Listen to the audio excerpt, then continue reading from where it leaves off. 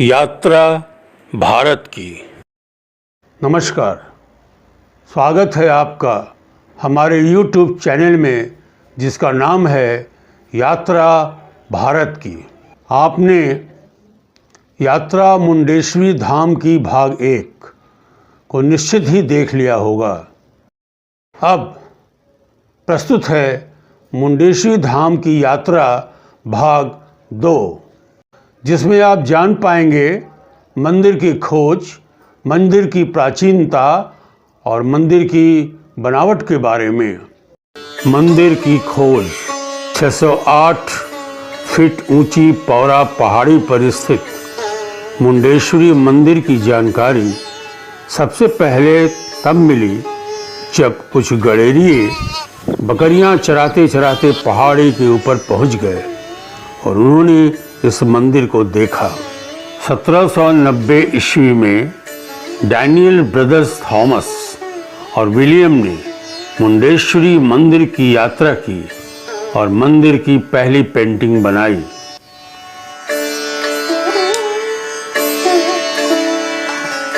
इसके बाद 1812 से 1905 ईस्वी के बीच ब्रिटिश शासनकाल में यहाँ पर कई अंग्रेज विद्वान और पर्यटक आए जिन्होंने इस क्षेत्र का भ्रमण किया। इनमें प्रमुख थे R.N. मार्टिन, फ्रांसिस बुकनन और डॉक्टर T. ब्लॉक। भारत में पुरातत्व सर्वेक्षण विभाग के जनक अलेक्जेंडर कनिंघम, जो कि ब्रिटिश सेना में इंजीनियर थे और भारतीय इतिहास, भूगोल एवं पुरातत्व के प्रसिद्ध विद्वान थे, उन्होंने अपनी पुस्तक में मां मुंडेश्वरी मंदिर का उल्लेख किया है। उन्होंने अपनी पुस्तक में स्पष्ट रूप से लिखा है कि कैमूर में मुंडेश्वरी पहाड़ी है जहां मंदिर ध्वस्त रूप में मौजूद है। कुछ विद्वानों का कहना है कि 7वीं शताब्दी में हर्षवर्धन के शासन काल में चीनी यात्री वेलसोंग भारत की यात्रा पर आया था। उसने अपने यात्रा विवरण सीयूकी में मुंडेश्वरी मंदिर का उल्लेख किया है। उसने लिखा है कि मुंडेश्वरी मंदिर पटना से दक्षिण पश्चिम दिशा में था। मंदिर की प्राचीनता। मुंडेश्वरी मंदिर भारत का सबसे प्राचीन मंदिर माना जाता है, परंतु इस मंदिर का निर्माण कब हुआ, किसने कराया और यह मंदिर कितना पुराना है, इसका कोई स्पष्ट प्रमाण आज तक नहीं मिला। मंदिर के मलबों की सफाई करते समय 1892 में पत्थर के स्तंभ पर अंकित एक खंडित शिलालेख मिला। इसका दूसरा टुकड़ा 1902 में मिला। दोनों टुकड़ों को जोड़कर कलकत्ता के भारतीय संग्रहालय में भेज दिया गया।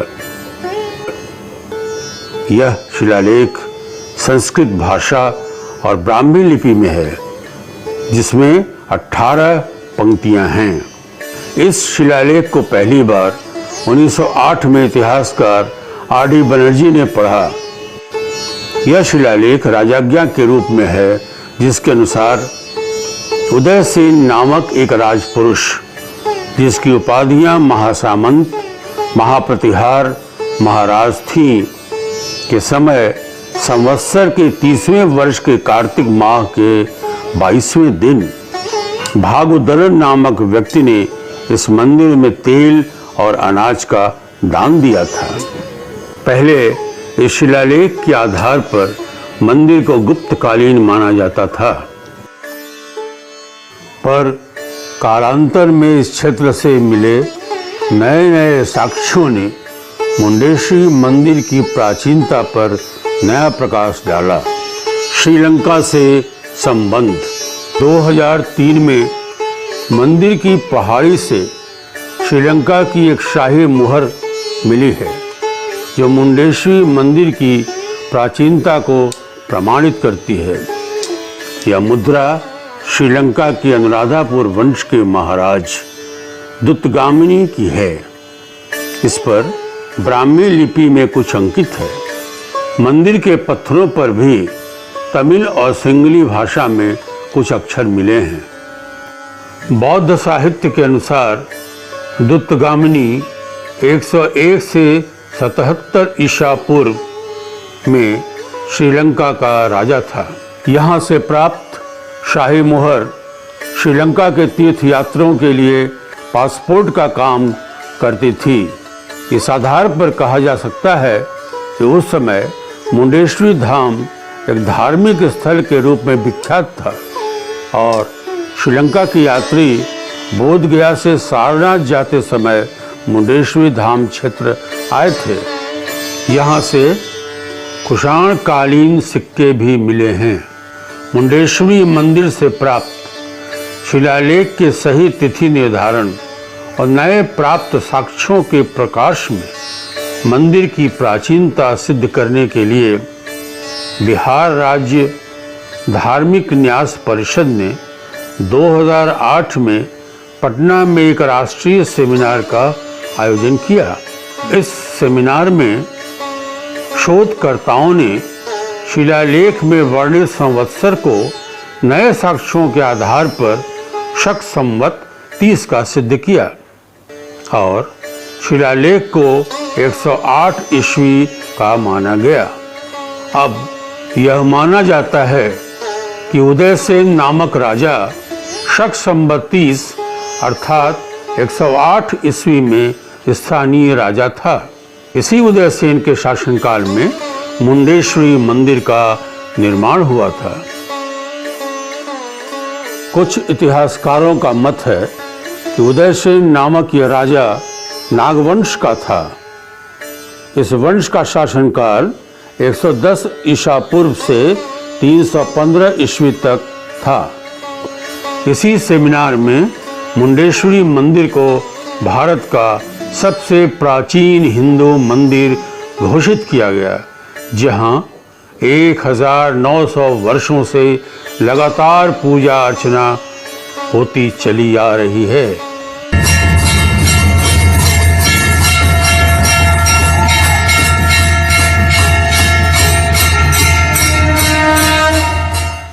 अब मुंडेश्वरी मंदिर की प्राचीनता और ऐतिहासिकता सिद्ध हो चुकी है। मंदिर की बनावट। मुंडेश्वरी मंदिर का निर्माण अथर्ववेद में वर्णित मंदिर निर्माण के सिद्धांत पर हुआ है। उत्तर भारत में प्रचलित वास्तुकला की नागर शैली में यह मंदिर बना। इस मंदिर को नागर शैली का सबसे प्राचीनतम रूप माना जाता है। यह मंदिर पूरी तरह से पत्थर का बना है। इसे देश का प्राचीनतम पत्थर का मंदिर माना जाता है। मुंडेश्वरी मंदिर की सबसे स्पष्ट विशेषता इसके छेकन अर्थात प्लिंथ में है। यह न तो चौकोर है न ही गोल है। इसके प्लिंथ की बनावट श्रीयंत्र पर आधारित है। इसका प्लिंथ अष्टकोणीय अर्थात 8 कोणों वाला है। इसी कारण इस मंदिर को अष्टकोणीय मंदिर कहा जाता है। इस प्रकार का मंदिर भारत में बहुत कम देखने को मिलता है।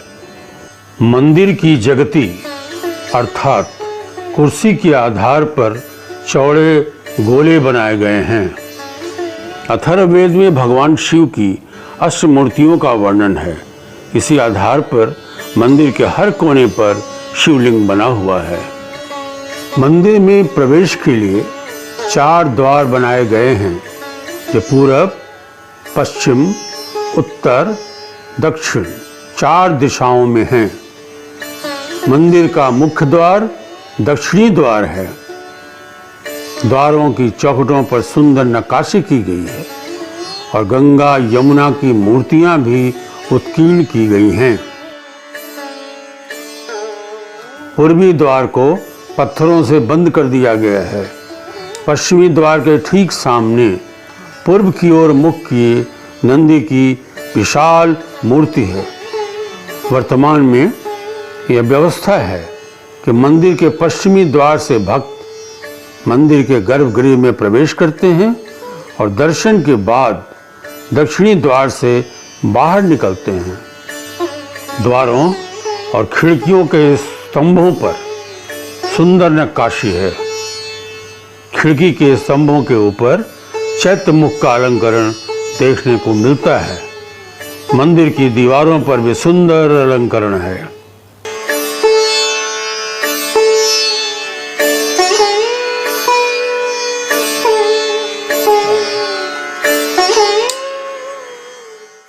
यह मंदिर 4 स्तंभों पर टिका है।